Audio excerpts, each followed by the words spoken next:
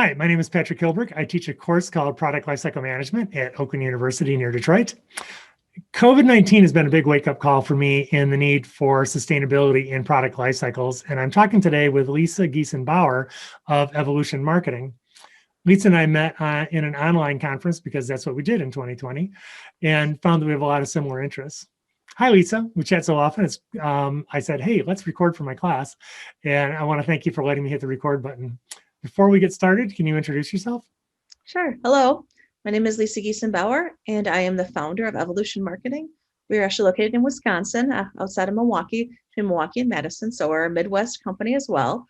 Our business was founded in 2007 using on the triple bottom line. So what that meant was when we started Evolution Marketing, our goal was to lead by example and demonstrate that a professional service firm can be operated in a triple bottom line manner and find success at doing that.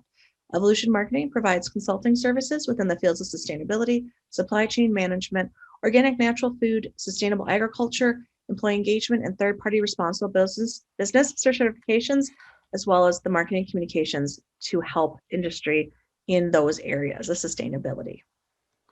I think what brought us together was an interest in triple bottom lines, the mass production and single bottom line approach, which originated in the early days of Henry Ford and GM, focused on profits and internal efficiencies.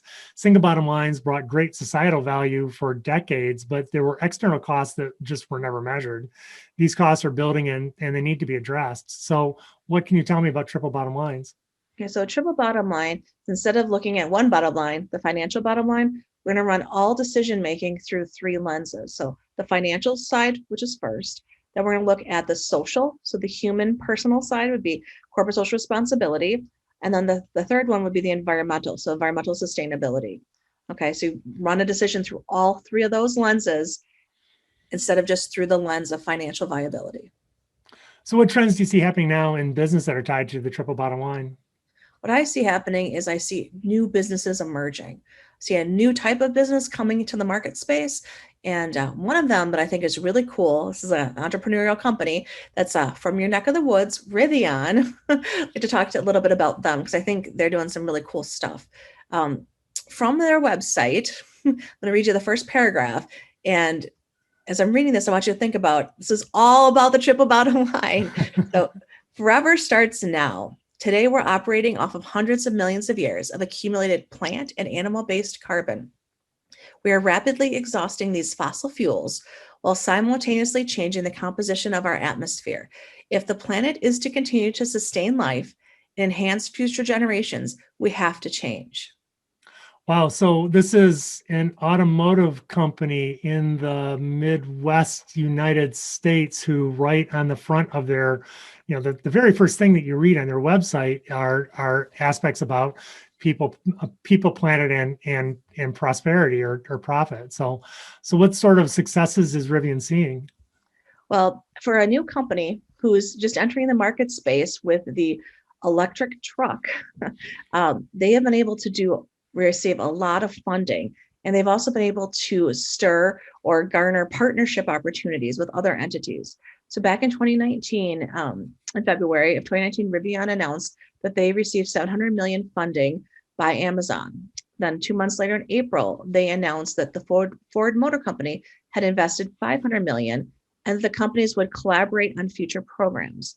And then this past January, so January 2021, they had just closed on $2.65 billion in funding from a variety of different places, including Amazon's Climate Pledge Fund. So this is green ESG money.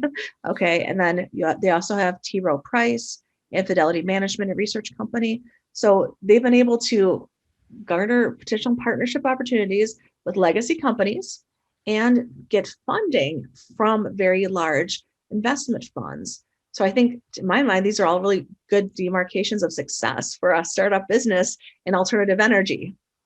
Yes, absolutely. I mean, actually, that's a really intriguing mix there. So you have legacy auto companies which are investing in them. You have ESG funds through both Amazon and then also the big asset managers like T. Rowe Price and Fidelity Management, investing in them. And then I know, just because I live in the Detroit area, that Amazon has recently ordered a number of vehicles from Rivian for their future deliveries. So you're seeing investment from the corporate space, you're seeing investment from the asset management space, and then you're seeing a new customer who is showing up and saying, hey, we like what you're building and we want to start using it, consistent with Amazon's own business model. So this is all really terrific stuff. What about in the non-automotive space? What do you see there? Okay, so there are a variety of different types of businesses that have publicly declared that they are triple bottom line. So that list includes General Electric, Unilever, Procter & Gamble, Whole Foods, Patagonia, IKEA, Herman Miller, and Starbucks. I'm going to talk about Unilever for just a minute, but the point is there's a whole different variety of businesses cutting across many sectors, right? Many of these are in the CPG, consumer packaged goods space, but for example, IKEA and Herman Miller are not. They're in the furniture space. So there's a variety of different products out there, or businesses that have products that are triple bottom line run. Unilever, though, I think is a great example. What they've been doing is they've been bringing into the Unilever family of companies certified B corporations. So My Business Evolution Marketing is also a certified B corporation. And Seventh Generation and Ben & Jerry's are both certified B Corps that have been purchased by Unilever and brought into the Unilever family of companies.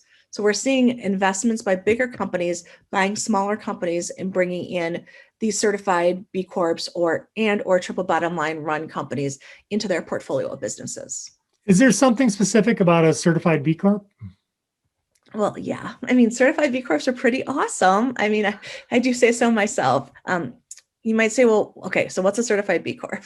Okay, so a certified B Corp is a new type of business that balances profit and purpose. They are legally required to consider the impact of their decisions on their workers, consumers, suppliers, community, and the environment. This is a community of leaders driving a global movement of people using business for good. Terrific. So, and this is all consistent with the idea of a triple bottom line. Right. I would argue that certified B Corps are the newest iteration of triple bottom line businesses. So I'm not going to say that every certified B Corp is a bottom line business, because they might say that they're a quadruple bottom line business. But triple bottom lines, as they've evolved over time, today I would say B Corps are a really great example of them showing up in the market space. So I'm seeing all sorts of references to triple bottom line. A lot of the class actually originates out of things that I read on the World Economic Forum and what they do. Can you give me some history on the triple bottom line? Sure. The triple bottom line was coined by John Elkington years ago. And basically what it is it's thinking about, as we said earlier, running all of your business decisions through three lenses. So people, planet, and profit. It's kind of become like a space holder, one might argue, for a new way of thinking about business. Because as business has evolved and changed, and we really saw this last year, historically, one would think government would solve problems, but last year during COVID, business had to step in to solve problems, especially social problems that their workforce had. And so a triple bottom line business does things like that already. So they're saying we understand that by paying a living wage to our workforce, we are helping them to live a happier, healthier life. And that's part and parcel to how we're operating our business differently than our competition. Oh, okay. That makes sense? Some of my students, I'm sure, would like to find out more about about working in a sustainable way. Where might they go? Sure. There's a couple resources that I think are great for graduate students or undergrad students in general when you're looking to transition your career. We have a website called bwork.com. So this is a place where all of the certified B Corps can place jobs. And so your students know there are about 3,700 certified B Corps in the entire world. Okay, so there's not a lot of us, but it's an arduous process to become a certified B Corp. But it's good because we're all hiring. And so go to BWork to find jobs.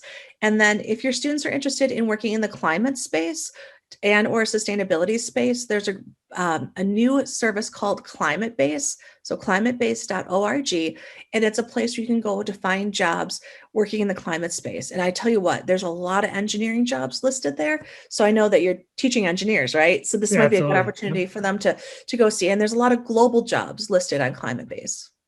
Oh, it's perfect.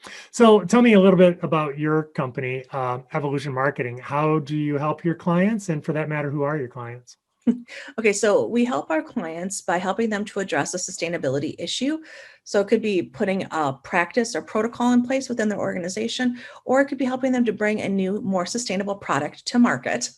And then after we've helped them with the sustainability side, then we help them from the Marcom perspective. So we're both. We're in a real niche where we're sustainability first, and then we're Marcom second, because it takes kind of wonky knowledge to help folks in this space. Because, for example, we might do a carbon footprint, and being able to talk about a carbon footprint, you have to understand science, right? So we're in this interesting space. The majority of our clients are either women-owned businesses, nonprofits who are working in the advocacy space or the renewable energy, green building space, as well as other certified B corporations or benefit corporations. Oh, that's terrific. So I will post how people can contact you right in this video, but do you want to just quickly describe your website and whether they can contact you on LinkedIn? Sure. Our website is green, GREENMKTING.com. And yes, Evolution Marketing is on LinkedIn. Please follow our company page. We share a lot of great resources. And then you can find myself, Lisa Geason-Bauer, also on LinkedIn. And feel free to reach out if you want to talk or you have questions or you'd like to link in. Oh, terrific. Thank you so much, Lisa. Actually, I was really struggling to figure out how to bring sustainability into the classes here. It's pretty new this year. And I was really happy that we met in August. So thank you much. You're welcome. Thank you and have a great day.